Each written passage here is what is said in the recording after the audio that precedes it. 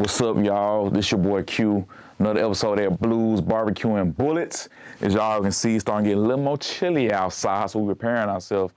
But today, I got this super dope artist. She's on a come up, electronic pop. There's no limit to what she do. We're gonna have my girl, Miss Vltra Violet, perform her song. I can't wait for y'all to tune in and see this. You did.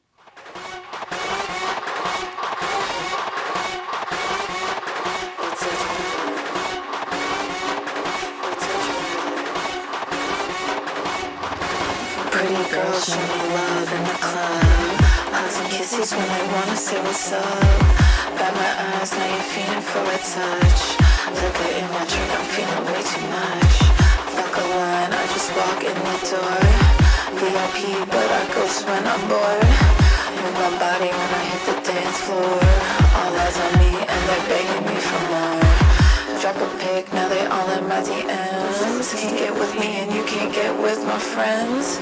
Bass so loud, I forget who I am. Oh no, here I go again.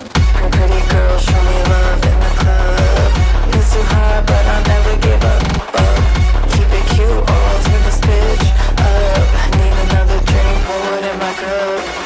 Only dubs, man, I swear I can't lose. Model face with a rude attitude. Say my name like a bird in the booth. And when they play my track, bitch, you better fucking move. Pretty girls, pretty girls, pretty girls, pretty girls in the club. Pretty girls, pretty girls, pretty girls, pretty girls in the club. Pretty girls, pretty girls, pretty girls, pretty girls in the club.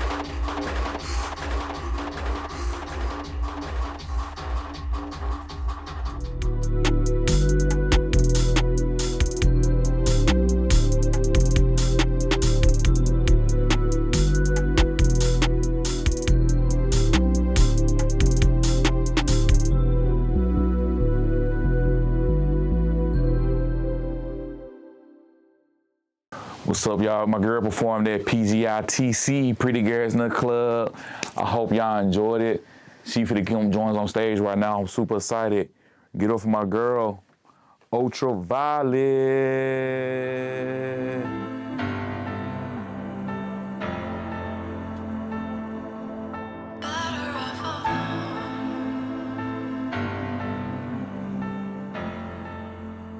I'm super excited, especially after the performance you did.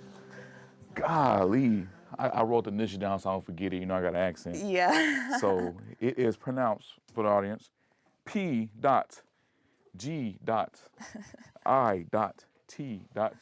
Exactly. Which stands for Pretty Girls in the Club. Exactly.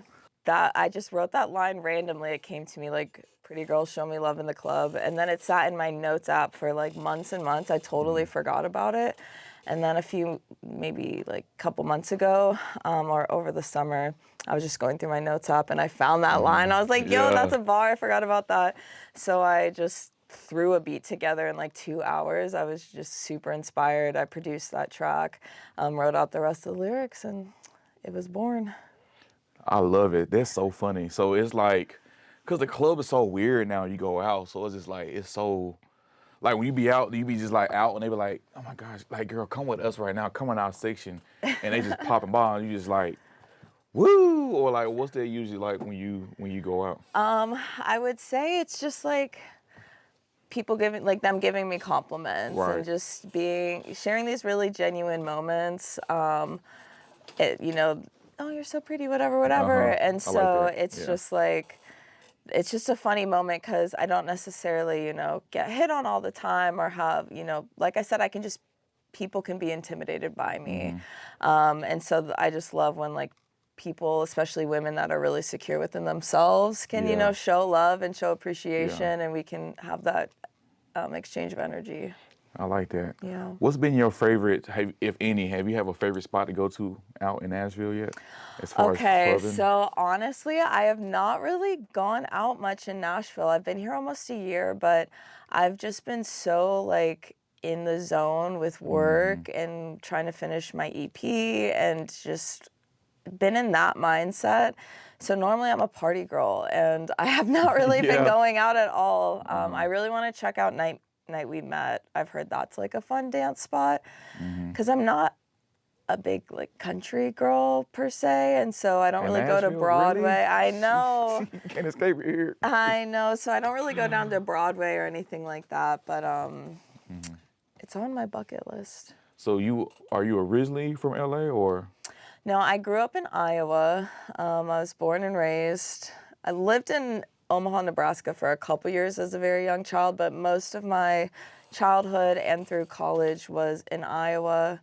I graduated high school from small town Fort Dodge. We had like 20,000 people in our city. Like in total? The whole Yeah, city? like in total in the whole town. Golly. I think I graduated with 300 something in my class. So very small, sheltered place. And then I went to the University of Iowa for school. I stayed in Iowa City for a year after I graduated. I was working in this entrepreneurship program, like teaching small businesses and startups, lean startup methodology. So I come from like the corporate world. Moved to LA and lived out there for 8 years. And then I've been here in Nashville for almost a year. That's super cool. What was that? That seemed like it was such a transition going from Iowa, which just seemed like it's very like small town-ish type of vibe. Cause I'm not gonna lie, when I think about Iowa, I think about like corn Exactly. and like you know what I'm saying? Exactly. Like corn made. I could be wrong. I don't know. I'm from No, Memphis, that's y'all. it. I don't know. That's it. You know what I nailed it. mean? From corn in small town, then you go to LA, which is hard to say LA because you gotta say what part of LA because there's so many subparts, you know what I mean? In LA, you got Inglewood, you got Long Beach, so many, and then go to like Nashville. What was that transition like going from those different like environments and people? The transition from Iowa to LA was actually pretty smooth. I would say the first few days I like stayed in bed and cried because it was just, I didn't, really know very many people, and it was such a big city. And when I moved, I was living like Echo Park near downtown, but I've lived all over. I love to be mid-city, like mid-Wilshire, just because I like to be able to get to all the different neighborhoods and all the different things LA has to offer really quickly. And actually, for part of 2023, I was living a lot in New York City as well. So that was a crazy juxtaposition. And then coming to Nashville has definitely been challenging. I mean, anytime you're starting over, it's so hard, building your networks from scratch, building your community from scratch. So it was challenging at first, but I'm so grateful to this actual space that we're in right now, which is home, helping our music evolve. It's been like saved my life, being in this new city and giving me this community of creatives, and everyone's been so welcoming and so just supportive. So I really believe this is the reason why I'm in Nashville right now, because it's allowed me to clear away all the distractions of all the partying and events and all my friends in LA. And as much as I miss my community there, it's been very rewarding building with people here as well. That's super cool. Yeah, I think I've been to LA maybe like one time. Me and my homies did like back when we was like right in college, we did like a week long tour. We went to like San Diego for like 2 days and then we went to LA because I think it's not like a far drive. No, it's not. It's like a couple hours. Yeah, a couple 3 hours, hours, maybe, and yeah. then we drove from LA to Vegas. Okay. And I tell you one thing, it's two things I remember about LA. I remember Roscoe's Chicken and Yeah, Waffles. okay. Because I had to go to Roscoe. I was like, man, I'm in LA. I see too many movies. I gotta go to Roscoe's And it Chicken and lives up Waffles. to its name. I must say it did. It does. It was so fire. And the second thing I remember about LA, we went on a Wednesday night and we were so turned, dog. I'm like, bro, why is this so turned? It's a Wednesday night. Like, it's a Wednesday night, bro. In the club, you thought it was like a Saturday night. Yeah. And I was like, this is like, I thought it was like, you know how you watch TV in LA, like you thought it was like a dream, like this not how it really is. And you No, experience, you like, damn, like, it's really like that. Is that how LA really is, or I just went on a good night? What year was that you went? Oh man, I'm old now, so I'm 31. So this had to happen, I feel like COVID wasn't around, so it Like had to been like, yeah, this pre-COVID, had to been okay. like No, 2018, exactly. So 19 LA maybe, really around did there. used to be like that. Yeah. Like every night of the week, people were out. Every neighborhood you would go to, lines out the every door. I will say that was one of the reasons I was kind of okay with leaving for the time being because the nightlife has changed a lot. And I think New York City's going through this as well. Like post COVID, just the state of the economy right now, the nightlife is suffering sadly. And it had started kind of feeling like a ghost town when I was leaving. Like I would go out on a weekend and the streets would be like feel like they were empty compared to what it used to be like. I will say though, I was just back a couple weeks ago for LA Tech Week and there was a bunch of events going on. But some friends and I went out on a Saturday night in Hollywood and it was like popping again. There was people everywhere and all three of us were saying the same thing like, oh, this is so nice. Maybe it's like LA is healing, maybe Yeah. it's starting to come back. So that was really refreshing to see. But there's, yeah, been some times recently during the week, it's dead. Weekends are not as lit as they used to be, but I hope that's not forever. And I'd love to be part of bringing that culture back at some point. California's expensive. When you meet people from Cali, come here, they're like, man, it's so much cheaper here in Nashville than California. It's like, I don't know. I haven't been in like some years, so I'm not too sure. What's the biggest? Have you seen any celebrities when you was in LA? Is it kind of like you see on TV, like people shoot movies all day, and you kind of just like, oh my gosh, we're on a set of like Fast and Furious. Is it like that in LA? There have been times where you're, wandering around or like they'll shoot stuff in your neighborhood. They put all these notices up. You'll see stuff. And I've seen celebrities sometimes, but a lot of times people that like have a lot of spottings, they're going to places that they know celebrities go to and that's like an intentional choice and Oh I yeah. just be wherever. And so and I don't really pay attention and I am horrible with names and I maybe have not even recognized, but saw Demi Lovato at like Nobu once. She was really pretty in person. Not that she's not pretty not in person, but like she was really pretty in person. What about the beach life in LA? Is the beaches nice? It's Yeah, what ocean is that? Pacific. Pacific, right? Okay. I love the beach. I love the beach. And I love the pool culture there too. Like here, pools are closed, during the winter. Their pool life is 24/7. And then obviously we have the beach. I mean, when I was just there, I think I went to the beach like 3 different times in my 10-day trip because I was just like absorbing that energy. Yeah, it's great. What's the? I feel like when I went to LA, like I don't know, I'm just so Memphis sometimes, right? So like in Memphis, you always gonna find somewhere where it's like a wing spot, it's a burger spot, you know what I'm saying? Pizza like crazy. But I feel like when I went to LA, it was mostly just like food, Mexican food trucks like everywhere, like Yeah, yeah. street tacos. I remember we leaving the club, me and my boys leaving the club, we super lit. It's like 3 in the morning. We like, oh, let's go get a burger or some fries. They had like food trucks lined up and it was all like carne asada, chicken pollo. I'm like, damn, they ain't got no wings and like that. Is that like a normal thing in LA to be like, to have like all those food trucks and no like Dixie Queen or like burgers? Yeah, no, it's definitely pretty, because LA's not really known for its food except for its quality of Mexican food, That makes sense. and the kind of like popular restaurants there are known for like farm to table, like it's a very like healthy culture versus down south, like y'all get down on the southern food and it's like really hard to find good southern food in LA. I feel that. Since you talking about Southern food, what's been your best food in Nashville that you can get in Nashville you can't get in LA? Right across the street, Bolton's is Bolton's. it's that little hole in the wall hot chicken, hot fish. Oh, I haven't been there yet. I know exactly talking about Oh right next my to God. the The Harvest right Asian here. spot, Yeah. yeah. Okay. Oh my God. They're pretty good. It's so good. And like their heat scale is out of this world because at like Hattie B's, my house is right by Hattie B's, so we go there pretty often. And it's good. I don't think it lives up to the hype that in the way that like Roscoe's does. Like everyone goes and it's like, oh my Yeah. God. But Bolton's, so I get hot at Hattie B's. I get mild at Bolton's and I'm sweating and like I'm panting. It's so spicy. And they have like 3, 4 levels above that. And Yeah, it's so good. So I think that's been my favorite place for that like real authentic Southern food. So let's reverse it. What's the one food in LA that you miss you can't get here in Nashville? If there's any.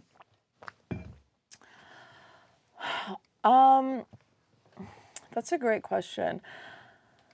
I don't know that there's one thing in particular. Maybe like what comes to mind is Korean food. I know there's Korean spots. I've seen videos about them on TikTok. I just haven't sought them out. But when I left LA, I was living in Koreatown. I wouldn't move back to Koreatown, but I love Koreatown as a neighborhood. But there's just so much good Korean food there.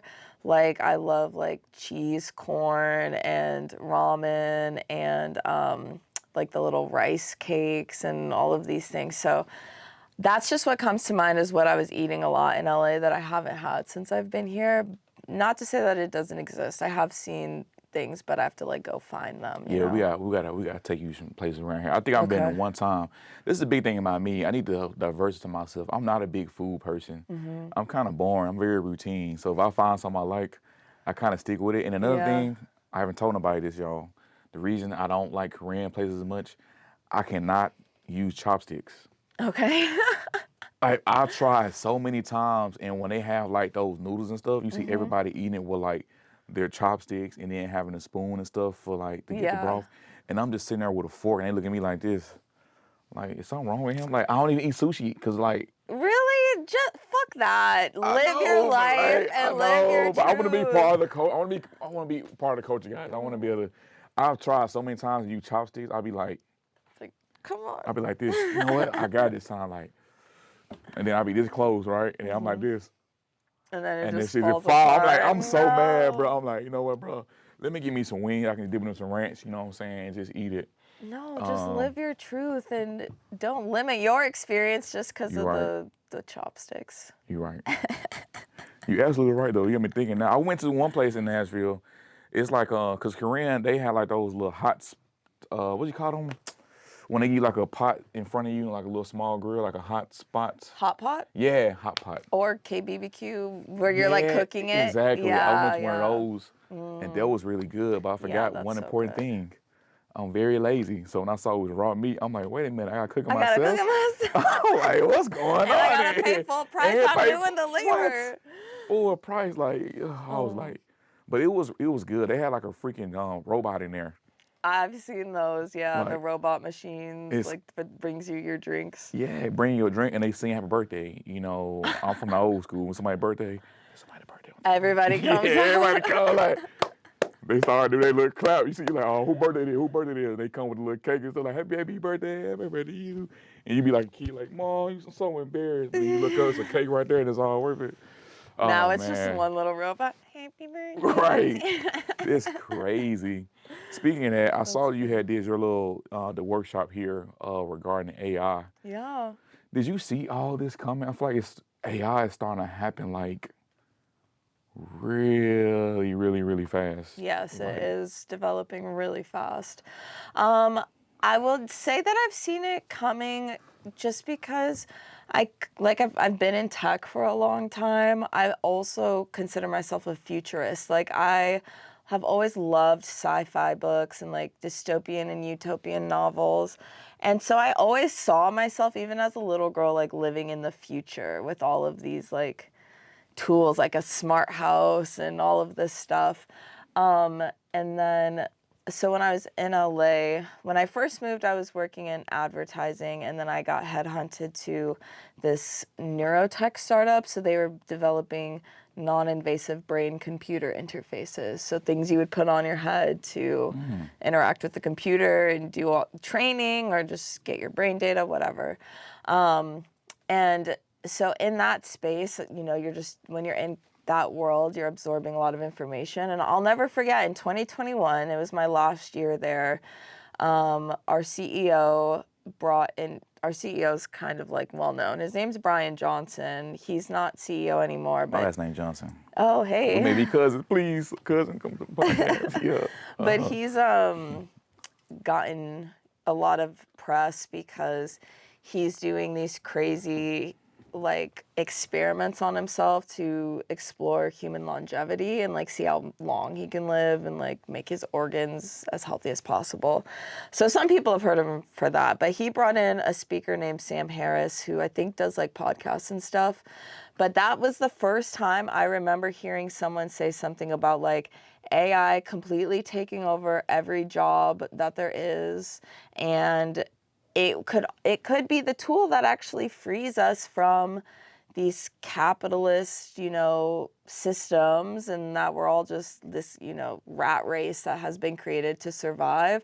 That AI may actually free us in that, but not without, there's a lot of fear and a lot of people don't understand it. And it is developing surprisingly quickly. Even to me, I started using it creatively in 2022. After I left the neurotech startup, I was working at the world's first NFT gallery called Super Chief, and we were doing NFT events, but really focused on like using NFTs as a tool to sell fine art digitally. So like we helped photographers, make way more money than they were ever making before selling their pictures as NFTs. Music artists, all these kinds of creatives could use this tool to connect directly with their audience, and like. And for the audience, what's an NFT? NFT means non-fungible token. I hate using the word okay. NFT. I like to think of them as digital collectibles, essentially. Because NFTs have gotten a bad rep, but that's just the tool, that you can sell digital goods. And so we were doing these events all over the world, and I was just surrounded by so many artists and creativity, and employees were encouraged to, submit art to our different shows. And so that's how I started doing AI art. I did a collection dealing with all this existentialism, like the world, we're at this like crossroads, and where are we gonna end up in a dystopia? Are we gonna end up in a utopia? Are things gonna go bad? Are they gonna go good? Who's gonna be in control? And kind of exploring the thought that like, humans have these contemplative moments staring out of a window. And so I explored all these different future possibilities of who is looking out the window and what is outside the window. Like, so some, it's like a robot looking out on a burning world, or like a cyborg looking out on like a gas world, like the pollution? Or is it like humans and we're looking out a utopia of garden and like Eden? Or is it an alien and it's a whole nother world, Yeah. And so I sold some art that way. One of them actually sold in South Korea for like $4,000. So that was like my highest selling piece. That's And crazy. From AI? yeah, AI like image That's that I crazy. generated. I know. And that was at like the height. I mean, it's hard selling NFTs right now. The market is just not where it was because people are not as willing to be experimental with their money. Once again, coming back to the economy. But Right.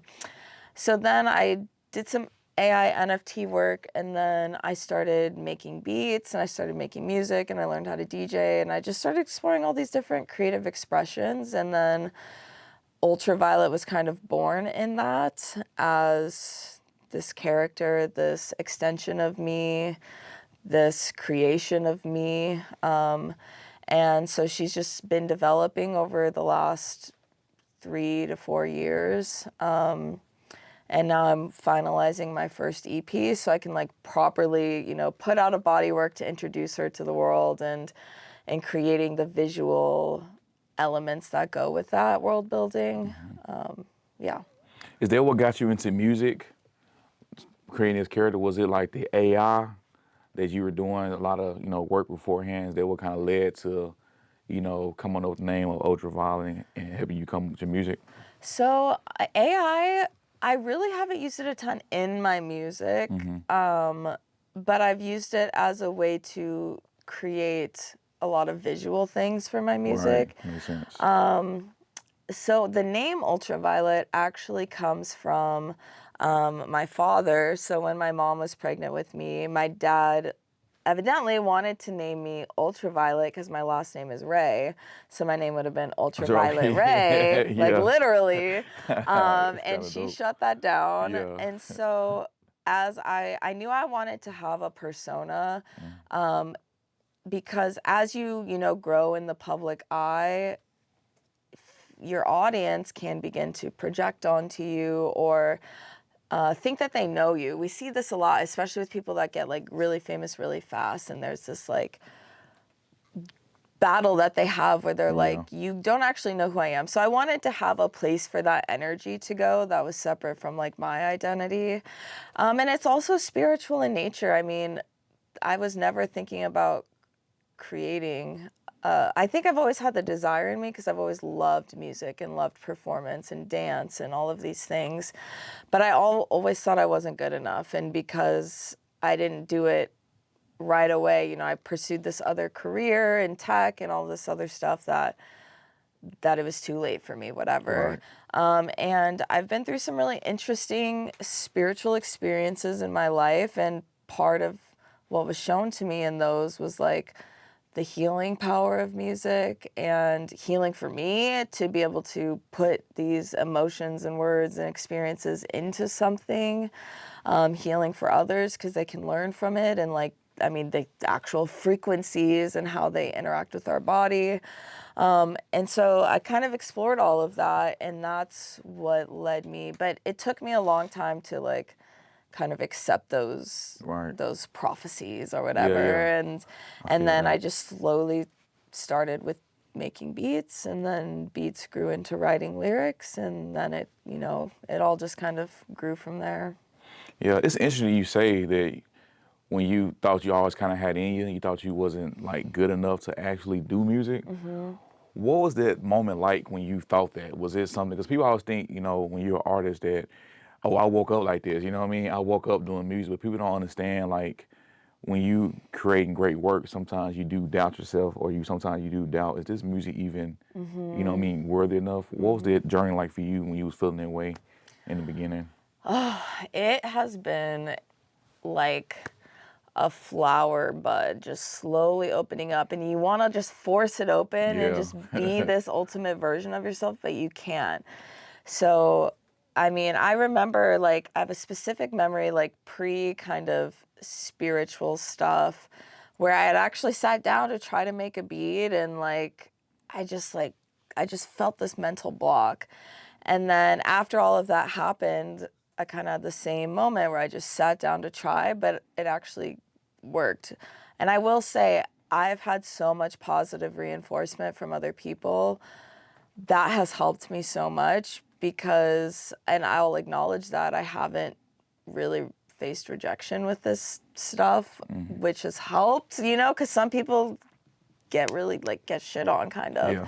So I don't want to like not be real with like my experience, but I made my first beat and I sent it to one of my friends, and this friend, he's actually the only feature I have on my EP because he was like the first person that I shared my music with, and he encouraged me. And so it was a hip hop beat, and he wrote some raps to it, and I loved what he did. So then I was inspired, so I did another one, and I sent it to him, and then he wrote some more, and we just made like 5-6 songs together. And he's the first person that like got me in a studio, and like we worked with a producer, and the producer was like really like support. It was like, you're an artist, like you can do something with this, and like don't tell people you made this on your phone because you can't tell, like just be confident. But I was just like this little, I feel like this little like, oh, are you sure? So it's kind of a lot of that. Like I'm so grateful to my friends that have like, we were in New York, and we were at this music event, and people could play their beats, and I was like, oh, should I play something? And my friends are like, bitch, go play something. And so I have had those like people that have really pushed me to like be great, and then letting my self-belief kind of catch up. Was it hard for you when you released your first song in 2023, which was the Better Off Alone? Was that hard for you when you finally put that out there? I think at that point, I was just at a place where I'm like, I've overcome perfectionism. I used to be perfectionist. And so the music that I have out now, do I think it's perfect? No. Am I happy with what I was able to do with the resources I had at the time and the time I had? And, yeah, absolutely. Because I know I can always go back as I build an audience, as I build resources to go and then get it. Like, I don't think my music is at the level yet, but I know it, I have a vision and I have a unique approach and I have a story to tell, and that's what I'm focused on. But when it comes to, like, we were talking about engineering, like the sonic quality of the music, I know it can be better and I want to take it there. But and a big reason why I teach these AI workshops is so much is expected of the independent artist. You are expected to be everything from, you know, brand creator, artist, writer, producer, engineer, photographer, videographer, marketer, social manager, lawyer, all of these things. And if you can't be all of these things, then you have to pay for people to be those things for you. And you are expected to foot every single bill.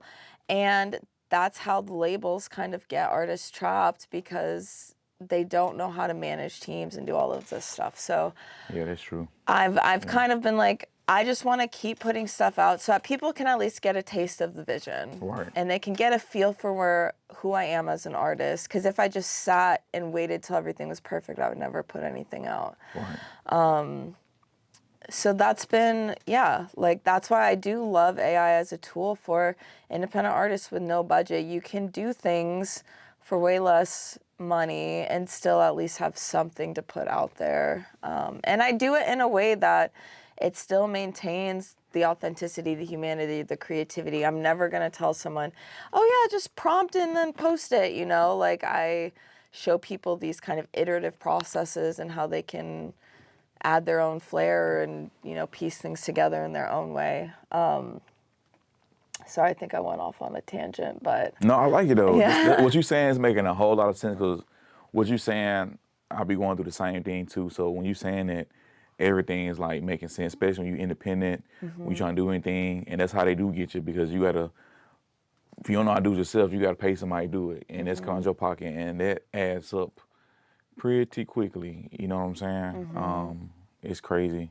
And I remember AI, it's so crazy talking about AI. I remember like being a kid watching, like, I don't know if you remember this movie, it was called I, Robot. Of with Will course, Smith. yeah. I remember watching this movie as a kid. I was like, bro, there's no way, like, artificial intelligence, or you watch Stealth, so many movies, those kind of like a thought.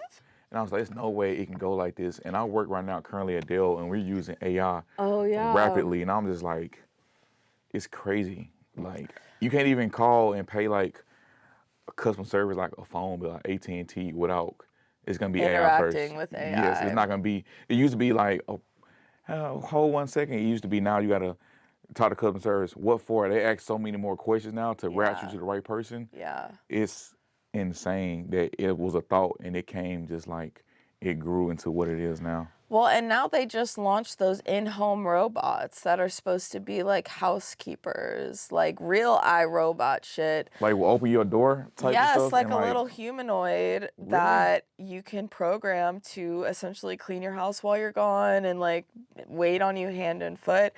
It That's looks a little crazy. clunky, you know, and it looks kind of slow and clunky, but once again, this stuff is developing so quickly. Right.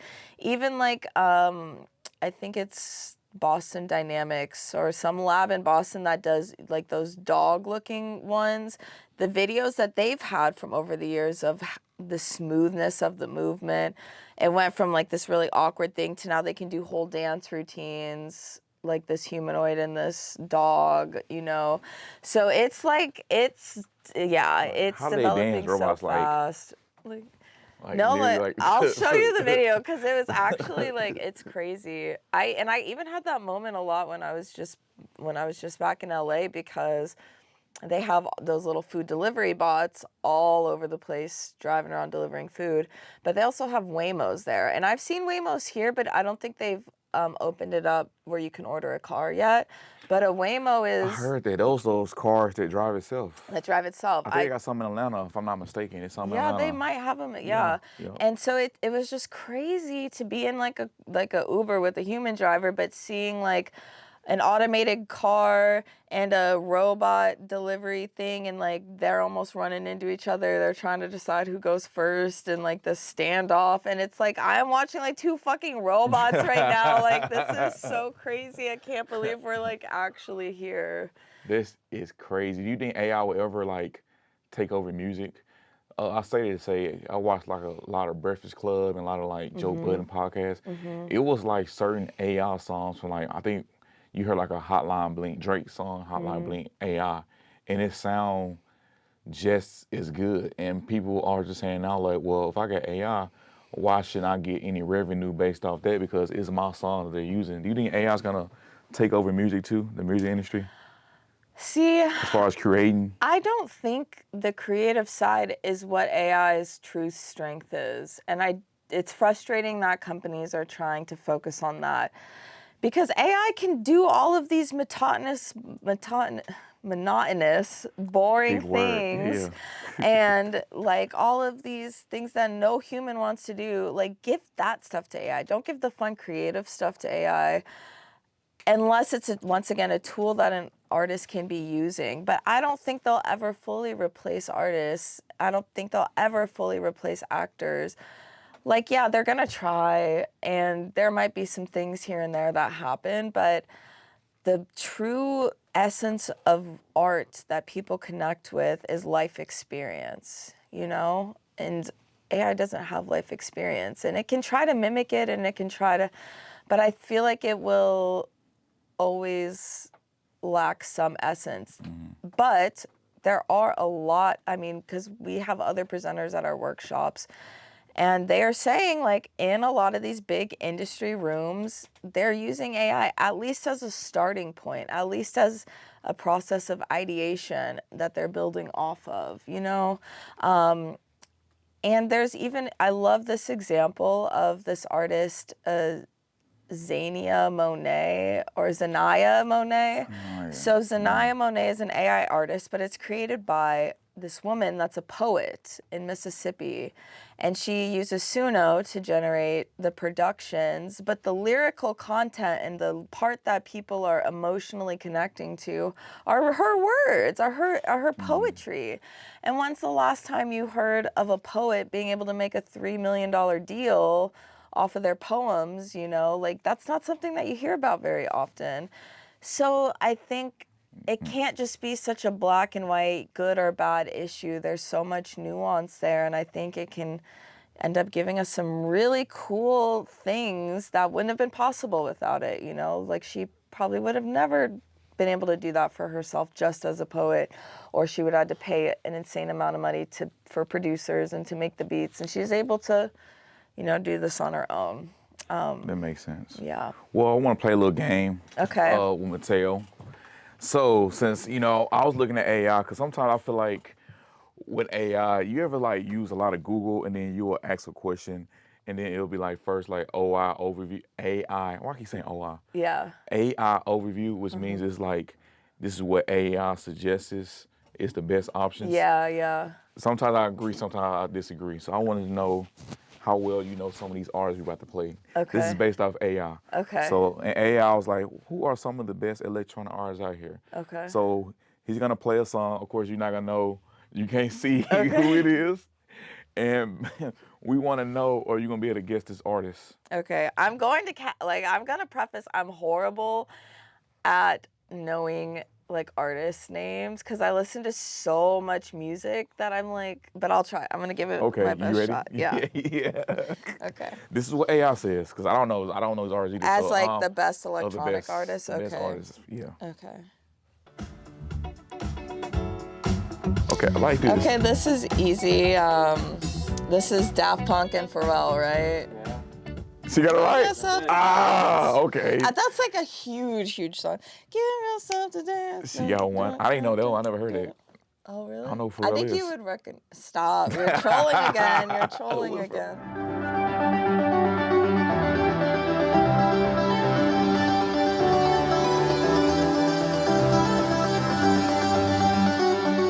Are there words in this?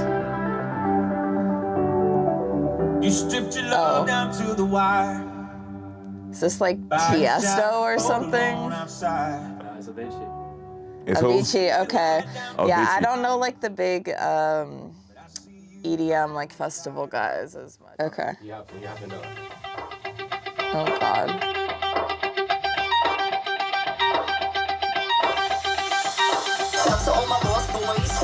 Oh, fuck, I don't know.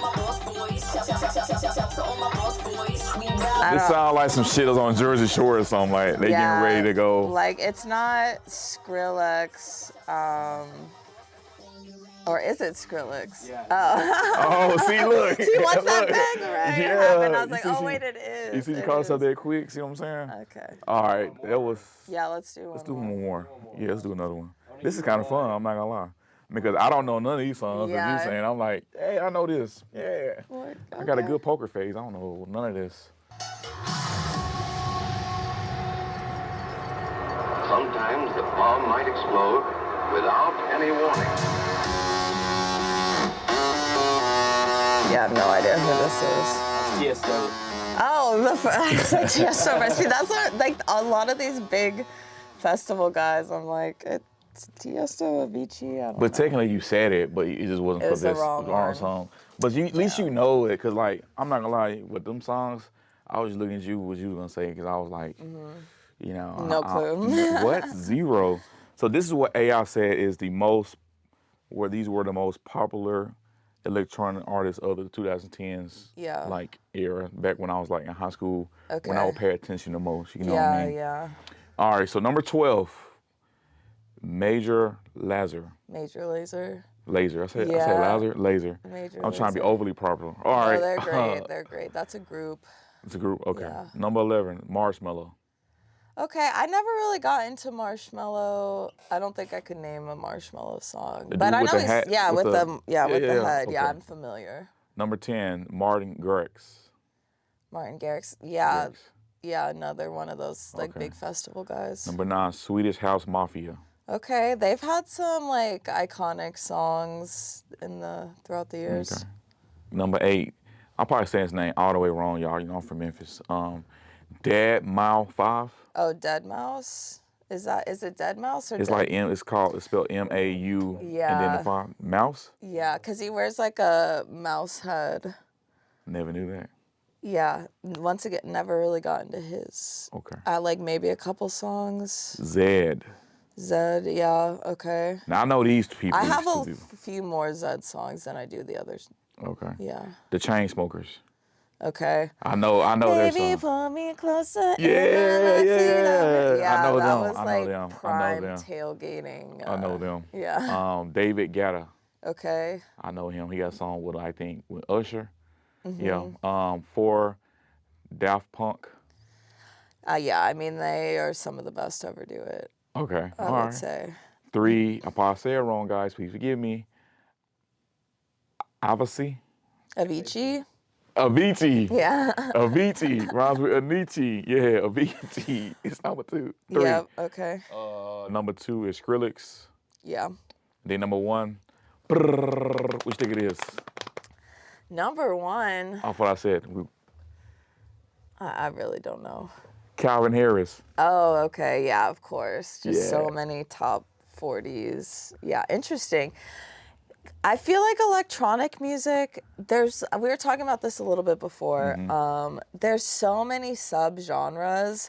So I'm not super into, and my music is not super like EDC music festival. Like that's a very particular sound and kind of electronic. I'm more in like the, drum and bass, hyper pop, some kind of like early 2000s, like punk inspired, like some of those subgenres. So I got you. Yeah. What's a one artist that you listen to that kind of give you inspiration? You say punk rock. I was talking about homies the other day. I feel like punk is kind of like dying, if that makes sense. Like Maroon 5 had an album came out this year. I was just like, man. they were never punk though. You know they were punk? I thought it was kind of like punk. No. Or like Blink 182 maybe. Yeah. More like punk. One Republic. I feel like that was kind of punk, pop, Okay. punk, pop-ish. Ish. Yeah. I think what we're just seeing right now across genres Yeah. is they're all starting to blend. And people are not just making music in any one category anymore. You're Right. seeing this with hip hop, R&B, electronic, rock, like everyone's kind of inspired by everything. And, you know, with the internet, you have access to everything growing up. It's not just based on what area you're living in or the Yeah. people you're around, so you can really establish your own identity. And so I think everything's kind of transforming. I mean, as far as any one artist, I don't know that there's any one. I take so many different things from so many different people, or even just like on a song by song basis.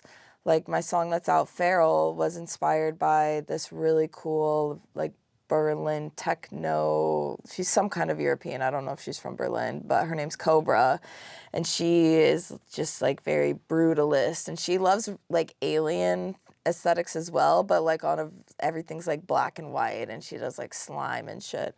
Versus Can't Believe, which is a song on my EP, was very much like Pink Panther-esque. Like she's a huge electronic artist right now, nominated in that category for the Grammys. I'm trying to think. Oh, and then Happy Sad is another song on my EP that I did with Porter. That was inspired by this artist called Polearm. I've been like really digging his stuff lately, listening to his projects. And then, you know, in Spotify, you can generate playlists inspired by artists and find other artists in that same kind of genre. So like other artists in that. Yeah. What are you talking about? I've been really into that heavy recently. So I'm assuming no Drake in the Spotify. Shout out to Drake. Oh my God. So this is actually so funny you say that, dog. He's the Drake, best to ever do it. Say it. Yes. Drake Agree with was me. my top. I'm praying this is the first year that he's dethroned as my #1 artist on Spotify, because I swear to God, for the last 11 years, he has always been my #1 artist. I've fucked with Drake so heavy. Like at one point I was in the top 0.001% of listeners on Spotify. Like I'm so dead ass. crazy. And now it's like, I should feel like, now it's like, oh, there's shame associated with that. Fuck that. I don't care. Yeah, I know Kendrick won the beef, but like Drake's music just has such a special place in my heart. Thank you so much. I finally got somebody who understands. Yes. So it's just so funny you say that, because like, no, Drake's all up in my playlist. I gotta know now, since you a Drake fan like me, I got a Drake fan with me, guys. What is your favorite Drake album? Okay. It's hard to choose. It's but if you hard had to choose. I think as a whole project, More Life is probably my favorite. But my favorite song is Come Through, which is off of Nothing Was the Same. So, like, you know we got things to do. yeah. You know we got things to do. No, like that. And then obviously, Take Care, iconic. But Nothing Was the Same would be like second favorite album, but Come Through is my favorite song of all of them. But I think as a whole project, like, I love More Life. And that was like right when I had moved to LA, and the patio. So my building that I moved into was at the top of the hill, and we were at the top floor. And this patio, you could see all the way from downtown to the Hollywood sign, like this crazy fucking view. And so I would just sit out there and smoke weed and smoke cigs and listen to More Life and like passion palm fruit. trees. Exactly. Passionate from miles away. Man, yeah. So I think that just has like such a visceral like connection with my I like life. that. Yeah. That's a good one. What about you? It's hard too, because I'm not gonna lie, I gotta say lately, I'm gonna say lately, because I like all his albums, but lately, I'm not gonna lie, like, I feel like nothing was the same. Even his first album to me was like underrated. Like the one he got with I think he sampled like that Lil beat with Young Jeezy, the first one he did. Like that whole song, he ripped that. But And Fireworks is on that one. with Alicia Keys, Yeah, oh my that's a good gosh. one. They treat me like I'm legend, but am I really this cold, really too young to be feeling this? myself, Like yeah, you go back, yeah. like what the fuck, like he be, but none was the same. Like, bruh, the whole like from Tuscan Leather, like the intro to like the song where like Jay-Z, Beans made me, we all made me. He was like, all this new music gonna be here today, be going tomorrow, and they had the Wu-Tang. yeah. on it. I'm like, oh my gosh. And then like Worst Behavior. I feel like No Was the Same was my favorite album because it's like he really had written on features. He had like Janae O'Connor on one song. You know what I'm saying? He had Came Through This song. He had that, and he had like Jay-Z. But most of it, like, he just killed the whole album like by himself. It's like no skips. The only song I skip is probably Headlines because I hear it so much on the radio. Oh yeah. I hate to hear it. Not because it's not a good song, but I heard this shit so much. Yeah, so you're when it like, I don't came need out. to hear this anymore. Yeah. Yeah. No, that's high up there for me, that project. You just made my night. I'm just so excited about that. People always give me hate That's like, so funny. You Drake ain't a outed me. rapper. I'm like, come on, bro. If you tell me you don't like not one Drake song, you really a hater. Because he got such a genre. And Views was a really good album too. Views, like the last 8 songs on Views just slapping. Controller, Child's Play. Yeah. Like, Redemption. Redemption. That like, song is like my petty song. come on now. I wondered if my shit dropped. Do she still listen? Like, do she? My podcast dropped. Do you still watch? You know what I'm saying? We watching. I know the line where he's like, I use your nickname, like, or I gave her your nickname or something. I'm like, why would you do that? Or like, why do I need an independent woman to make me feel needed? Like, why do you? He got a new album coming out, so hopefully I think it'll be good. Iceman. We'll see. I didn't love the one he just did with Party, but I think I need to go give it a listen again. Oh, the collab album, Have a Party. Yeah. Except for Who Calling My Phone? That song. Oh, can you play that song, Mateo? No Kid. I'm gonna say a funny story about this. So I recently went, shout out my boy Cam, they do an event at Link. I don't know if you know Link in Nashville. They had Young Miami, you know Young Miami, the Girl City Girls. Yeah. And she did a club walkthrough, and everybody's like, I don't like Drake, bro. Like Drake, especially dudes. Dudes be the worst. And then this song came on. And then everyone's like, Who Hold Calling on. My Phone? Play it, Mateo. And then when this song dropped, the whole club went crazy. The whole club, even dudes like this.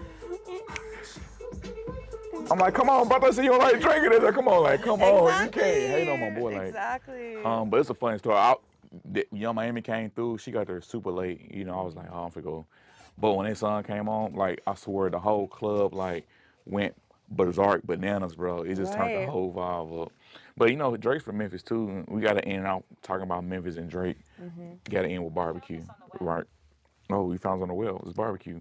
See, AI watching us. They listening, y'all. They listening. I always say barbecue in 3 categories. You know, either you a pulled pork, you a brisket, or you a real person. If you had to choose, which one are you? Oh, that's a great question. For most of my life, I would say pulled pork. Yes. You humble like me. I like it. Yes. Maybe more recently, more brisket, but based on the choices I've made throughout my life, I would be a pulled pork person. I love it. Yeah. So you already said you like coleslaw with your hot chicken. I'm assuming you do the same with your barbecue too. You put coleslaw on it? No, not necessarily. I mean, it is good on pulled pork sandwiches, but when I get barbecue, I would say my sides are like, then I'm more likely to get baked beans, cornbread, mac and cheese. You talking to me now? Cornbread, mac and cheese. Yeah. Oh man, so you rich then? You like beef brisket? Okay, you fancy. All right. Well, I think I'm kind of the same way as you were saying. I get really like, once I know I like something, then I only get like that thing. And now, but then you start to get sick of that thing. So then I try to experiment, or I'll switch it up, or, you know. So that's why I say, like, maybe more recently, because I've just had pulled pork so many times in my life. Facts. Maybe I would go for brisket more than I would have, but. Have you tried any barbecue out here yet in Nashville? A few times, like with my family, or because my dad coaches at Vanderbilt, like men's basketball, so he'll bring catering home a lot for us, and sometimes they get barbecue. But I can't like think of any names off the top of my head of like, oh yeah, that was so good, because I haven't remembered where we've gotten stuff Yeah, from. I got you. We got something coming soon. We're gonna try some different barbecue spots here in Nashville. Okay. You know, Rolling with Q spinoff coming soon. That's but, cool. Yeah, I love barbecue. Like, if you just knew how much I love barbecue. Because like when I grew up in Memphis, like my dad worked, and then the weekends and summertime was like we knew we was barbecuing every weekend. You know what I'm saying? Like the whole neighborhood would just be like smoked out. Like I'm talking about as a young kid. Like I was taught how to change a tire and get a barbecue grill started. You know what I Yeah. mean? So it's like my whole life we've been barbecue. I don't do as much now because I'm not gonna lie. A, I'm lazy, and B, it takes a little more work, and I'm so busy. Yeah. But man, I just remember being a little kid. It just fills me up with so many fun memories. Every time I smell like a barbecue pit, I'm just like, It brings that it brings back. back that memory. So I just love to eat it, and we're gonna try some different spots around here. But you gotta go to a couple places. I'm not gonna give them a free promo right now, but soon Yeah, though. yeah. Send them to me. Yeah, I got you. But I appreciate you coming through today and talking with us.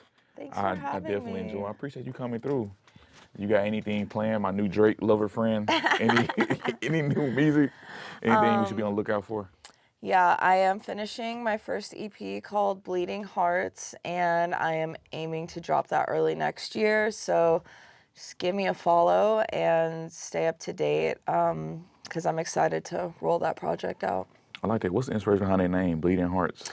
So it's Bleeding Heart parentheses S. So it's like my bleeding heart. It's literally, and it's crazy because when I didn't intentionally do this, but the project follows my real like stages of grief. You know, Right. you have the stages of grief that you go through when you experience loss.